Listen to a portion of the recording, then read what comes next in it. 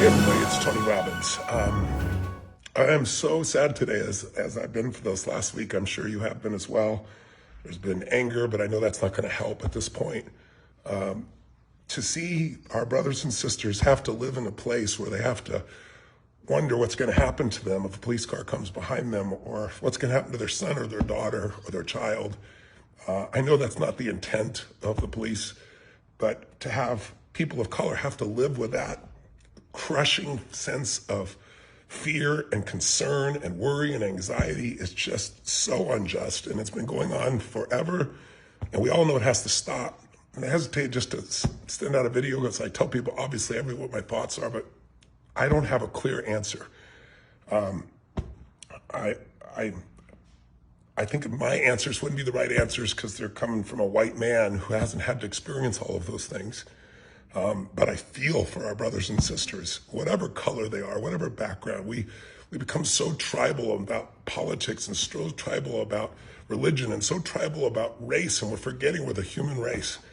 And so the only way I thought I might be able to contribute is not just what the hell I think. It's obviously wrong. Anybody watched it. I think the only thing that maybe has united us is how bad and wrong and terrible and evil this is. I think anyone who watches it knows that.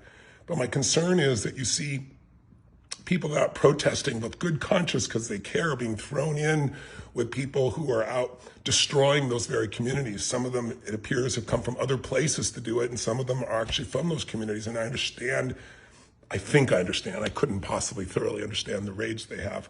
But obviously that's not the same. And I hate to see people using their constitutional right to protest and try to bring focus and attention and say that enough is enough to this being mixed with those. As much as I am also upset to see so many good police officers who really do care, they put their lives on the line for us all, to be thrown in with those that are just unconscious and evil or selfish or whatever it is, the disgusting behavior, that think they're better than someone else because of the color of their skin, or just unconscious in how they treat someone, put their life at risk.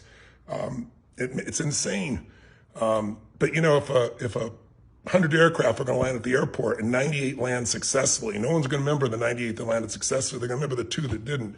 And unfortunately, that's happening there too. So to try to foster some form of understanding, the only way we can get through this, I don't think, is by screaming at each other. The way to do it is to have some form of discussion. So a couple of days ago, 3 or 4 days ago, I was trying to think, what could I communicate? What could I deliver? And I just thought my words are not going to matter that much, but maybe the words of people who are leaders in the African-American community could make a difference. And so fortunately, I have a lot of friends in this community. And so I've put together a podcast I'm going to do on Friday, and then we'll be releasing it later.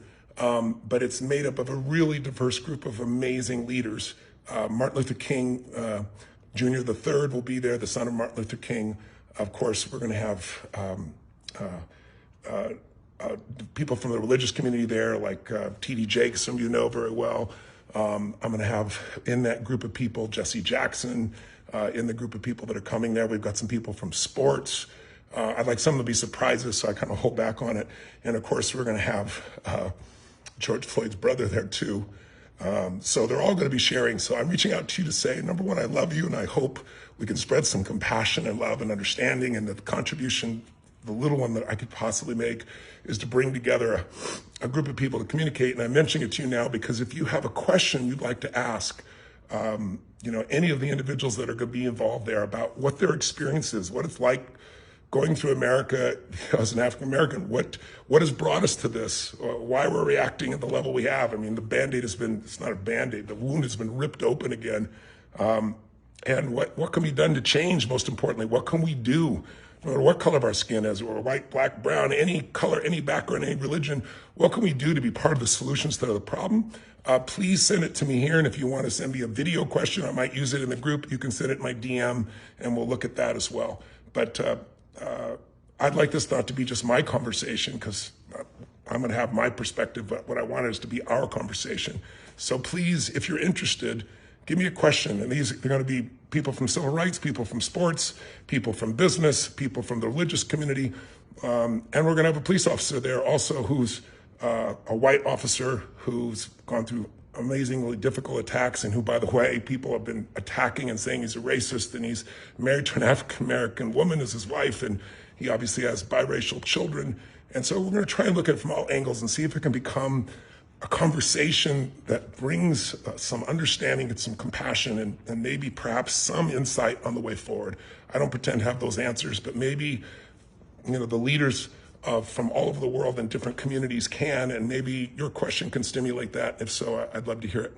So as we go through these tough times, let's send love to our brothers and sisters of all colors and backgrounds, and let's see if we can't bring the voice of reason and the human heart and spirit and soul back to the people living in this country and around the world. So I'll look forward to hearing from you. Until then, live strong, live with passion, and God bless. You're angry, and I understand that, and you want to vent that anger, but tearing up businesses of people who had nothing to do with it,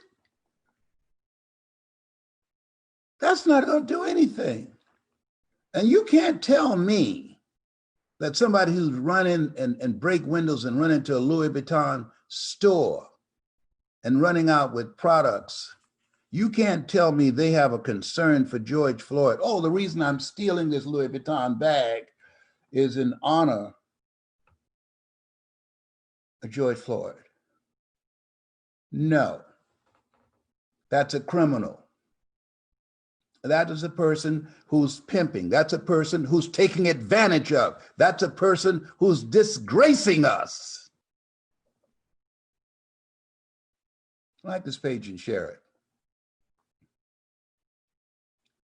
That's a small element of white supremacists, of Black people who are criminally prone, and that's what they do in coming and pimping the situation.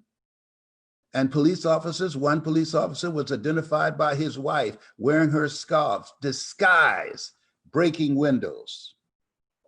There's more to this. And I'm sure there's a Putin element up in here. There's more to this. And I'm sure that a lot of this disruption has a lot to do with the coming election. There's more to this. And so it's one thing to be angry, but it's something else to be thoughtful. What is it we want? What will it take to begin to have some impact in this area so that even when the anger cools down, we have something in place, something that's sustainable, something that's systematic, something that's measurable, that we can look at and say, this is what we fought for, and this is what we have. You know, they said there are three types of people in life. Those that watch things happen, a lot of people doing that, watching television. Those that don't know what happened, and those that make things happen. And I want to talk to that few of you that make things happen, that know this is not going to happen overnight. We've been here before. We've seen the looting and all the destruction in our own neighborhoods. We've seen it all. And they go back to what they're doing. Police now are more emboldened and more brutal toward not just Black people. There are a lot of white people who finally say, you know what? I had no idea. We had no idea the police were doing this to y'all. And they're beating the hell out of them. And the news people, spraying maize on them, gassing them, arresting them. A brother who's a news reporter said, CNN. The guy said, turn around, put your hands behind your back. Turn around. Wait, I'm media, sir. Put your hands behind your back, turn around. Another CNN reporter who happened to be white, he went, oh, go do what you do. Oh, do your job. No interruption. Was not arrested. Like this page and share it. Like it and share it. And so, but I understand the anger where you say enough is enough, because we know justice is not blind. These cops know it. They shot one woman, a pregnant woman, in her stomach with one of those rubber bullets. One lady lost an eye permanently, blind in one eye. They pepper sprayed children, innocent people who just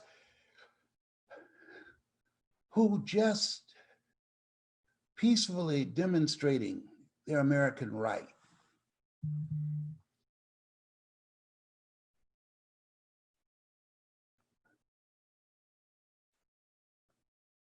Is this America?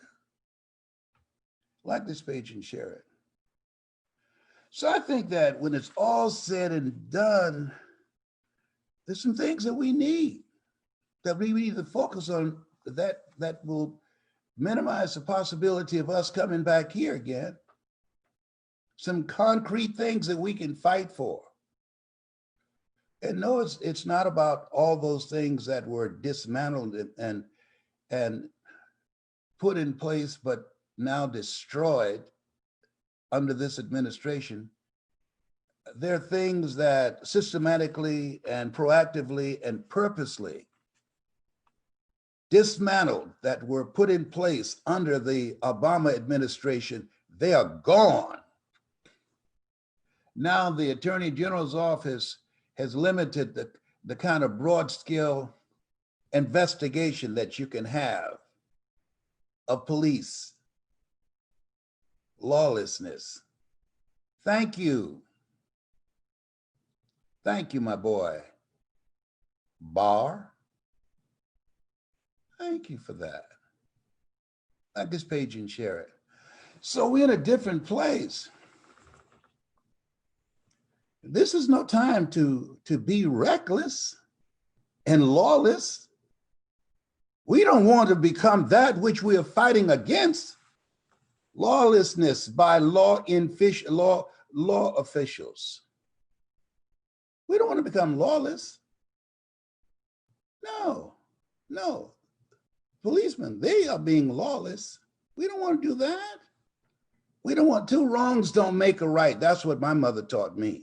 Two wrongs don't. I am sad today. George Floyd's death was senseless. I can understand the need for change today and the voices of people to be heard. But when protest turns into violence and destruction, the message often can be lost. Nonviolent protests have worked in the past.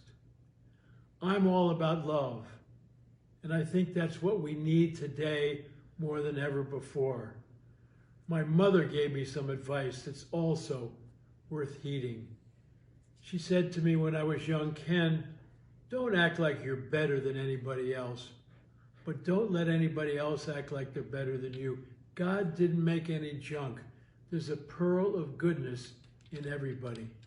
And that's what we need to look for. That's what we need to draw out in people. And that's all driven by love. To me, love is the answer. What is the question? What happened leading up to the death of George Floyd and the abhorrent behavior of the police over the 8 minutes and 46 seconds George Floyd had a knee on his neck. There are very clear signals of his brain shutting down as three others stand by and watch him as he pleads for his mother and for them to let him breathe. That's right, I said just let him breathe. God! Please, I can't breathe. Please, man. There's been a 911 call and George Floyd is sitting in his car. The police come and they eventually drag him out of his car. Chauvin, who has his knee in his neck and has 17 complaints against him, including one fatal shooting, and Tao, who has 6 complaints against him, who's holding the bystanders back. I'm about to die, you see. Relax. Man, I can't breathe my face. Just get up. What do you want? I can't breathe. Please, the knee in my neck. I can't breathe. Get in the car. Mama. Get up and get in the car right. I can't. Clearly, what you've heard is him pleading, I can't breathe, I can't breathe. Now, this technique of putting your knee in someone's neck is highly dangerous. It results in serious injury or death, but it was done here and it was done for over 8 minutes. This is a 46-year-old man, and he is pleading for his mother. This man's brain, in my opinion, is beginning to shut down. You are seeing regression. He is actually dying at this point. It'll kill me. Yeah, bro. I can't breathe. Okay, what you just heard were his last two statements. You're killing me, and I can't breathe. No movement on the part of the police officers here. Bystanders yelling, screaming, please get off of him, you're killing him. On to Minneapolis, code 2 for medical. EMTs come over, they check his pulse. He's not resisting arrest or nothing, bro. His nose is bleeding. People are yelling, get off of him, you're killing him. The officer continues to keep his knee on his neck for several more minutes after this point. And then when the EMTs show up with the stretcher, he is completely lifeless at that point. You wonder why America is outraged at this point, and it has to stop. That's why we're doing this show today. That's why we're having this conversation.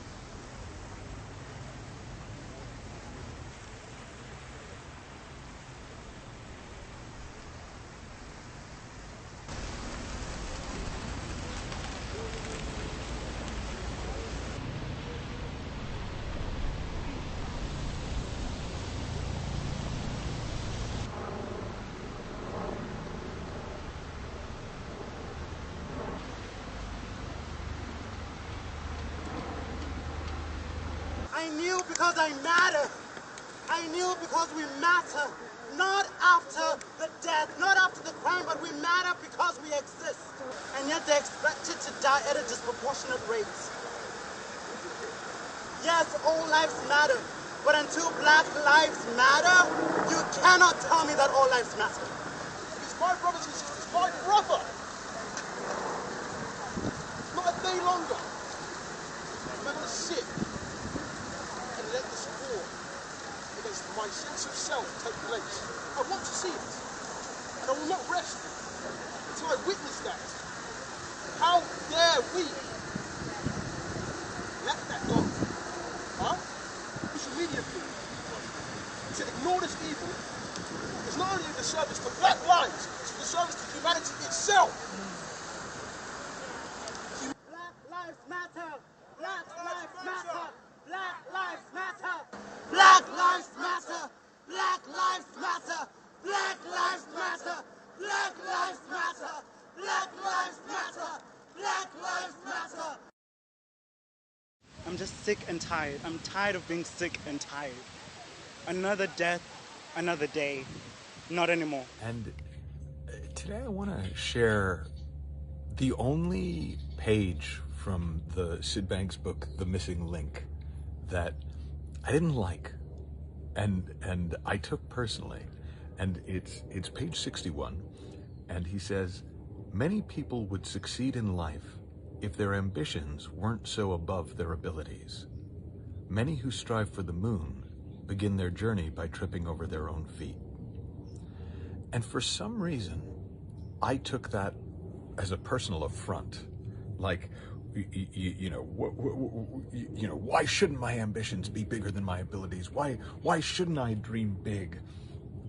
And it's just spiritual stuff, rah, rah, rah. It's the level of discourse in my head, beautiful text, rah, rah, rah.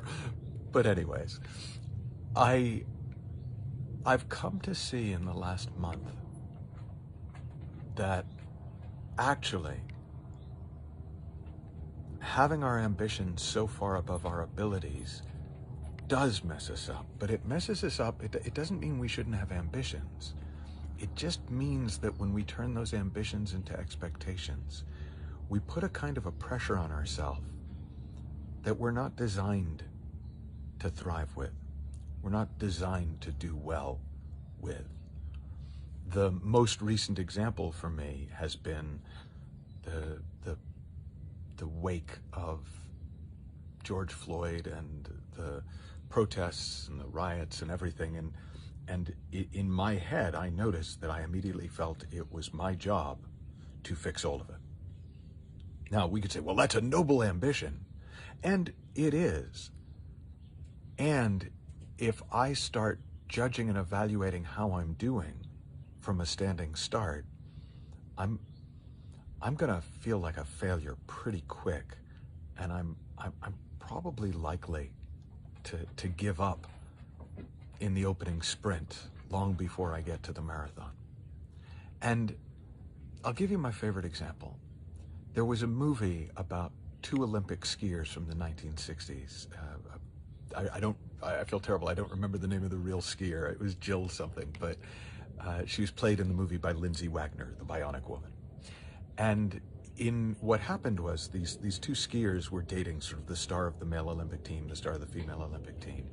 And she had a terrible accident and was paralyzed from the neck down. And she went into rehab and gradually did recover some functioning. But there's a beautiful scene where for the first time her boyfriend comes to see her. And she's sitting in a chair next to a table with a bowl of potato chips and some flowers on it. And he comes in to go over to her, and she kind of shakes her head no, like to say, no, you wait there. And you can see, it's beautifully played, that he thinks she's going to get up and walk to him. And she reaches over, and with incredible care, and in my memory this scene goes on for like a minute, she reaches into the bowl of potato chips, and she's able to take out a single chip without breaking it. And you can see the pride on her face. You can see the excitement at what she's done. And then she looks over to him, and she can see his utter disappointment because he thought she was going to get up and walk to him. And then you see her crushed. And effectively, she gives up for a while before she bounces back and finds her way through. That metaphor is true for me. It's true for so many of us. If we let ourselves be, every little thing we do in a direction, we feel great about. We get excited about. We got one subscriber to our newsletter. We got one new customer for our business. Somebody wrote and said they liked what we did. We made a difference to that one. But then we almost get embarrassed because we look around at other people who seem to be doing so much more, and we shut ourselves down. We take ourselves out of the game because, well, right, again, the inside of my head version of rational discourse. So if you find yourself doing that, whether it's to do with what's going on in the current climate, or whether it's to do with your business, or whether it's to do with your life in general, I really encourage you to just put down your ambition, know where you're headed, but allow yourself to celebrate what you can do, to celebrate whatever progress you make, and to not prejudge and evaluate harshly against a distant metric.